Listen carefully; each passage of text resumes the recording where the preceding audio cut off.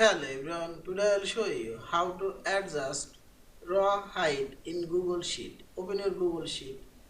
First I'll make this raw and this raw same size. I'll select this raw size, click right button, select and select raw size. This raw size 40 pixel.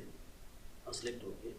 Now I'll save this raw and click right button and resize.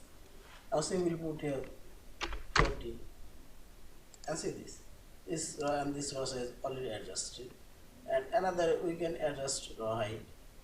I'll select these three rows and select right button and resize row, and I'll put here 50 and see this three rows already adjusted. Now I'll select this size and see this 50. In this way you can adjust all of this row size. Yeah, thank you for watching. Please subscribe, like, share and comment.